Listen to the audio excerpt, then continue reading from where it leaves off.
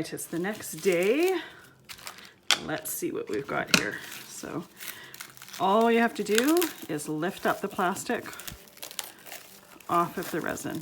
Now, if the resin has kind of folded or whatever over the plastic and sealed it in, you may not be able to take it all out.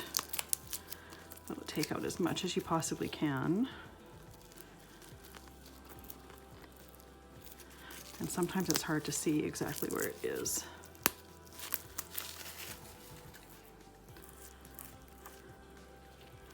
I ended up getting a fold in here which kind of trapped the edge, which is why it ended up breaking.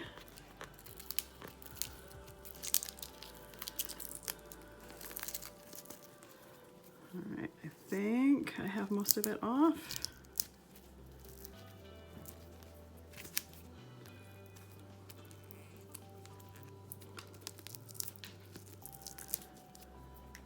The saran wrap is almost invisible on here, so it's a little bit hard to see. So that itself doesn't look like much, but we're gonna add some mica powders, and that is what's gonna do the magic. Now I'm taking my bubble wrap off. This one's coming off much easier. Lots of texture in there. Now this one here, I may get a line in here from the plastic being trapped in there. But I was prepared for that. And it ended up not being as bad as I thought it was going to be. But that looks really neat with the different texture there. And this is the one I'm super interested in seeing what happens. Very cool. All right, so now let's try our micas.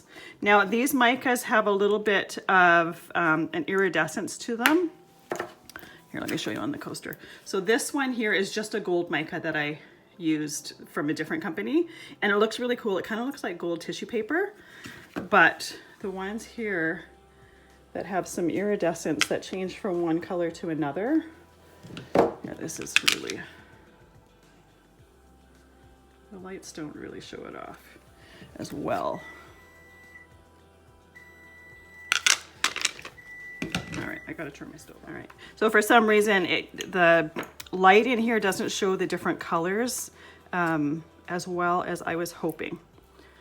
The iridescence was what I mean.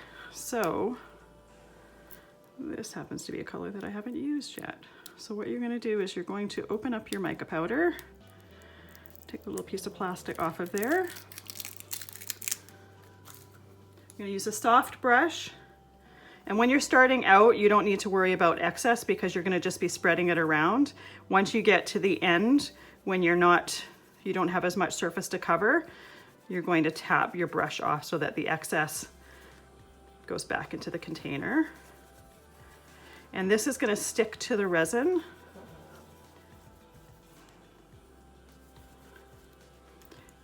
And then when we put our next layer on it, it is what is going to make that texture really, really pop.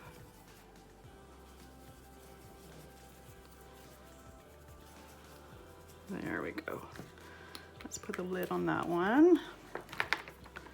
This one here I'm going to do with the fuchsia color.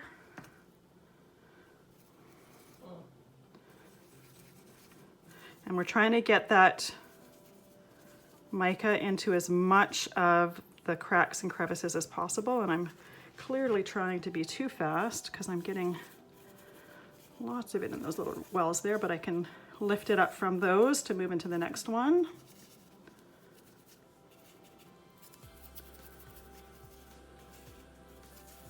And I wouldn't worry too much if there's a section that doesn't get the mica on it, because some of those parts where it misses the mica is what adds the interest, in my opinion, to the coasters.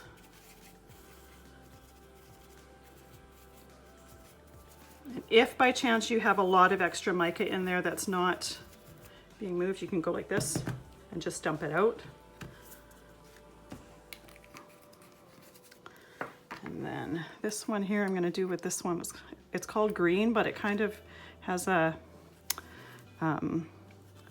bit of a purpley pinky color as well as the green.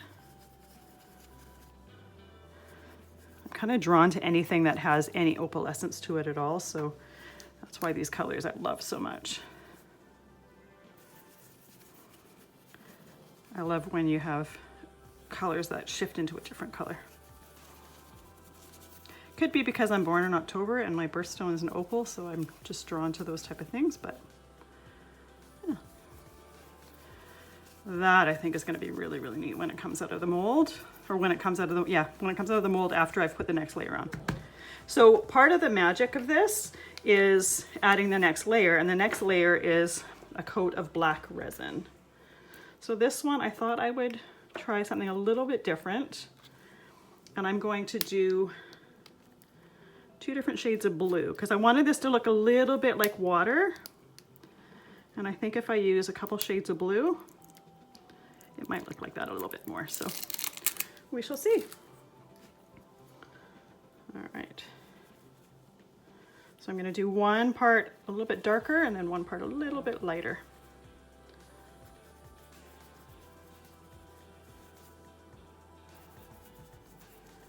There we go, and then let's open this one. You know, the funny thing is I've used half of these powders, but it seems for this class I'm choosing all the ones I didn't use. Interesting.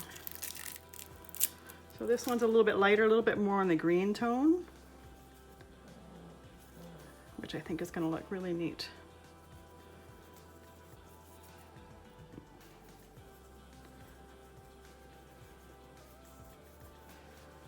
There we go. We've got micas on all of our coasters. I'll see you in the next video when we're ready for the next step.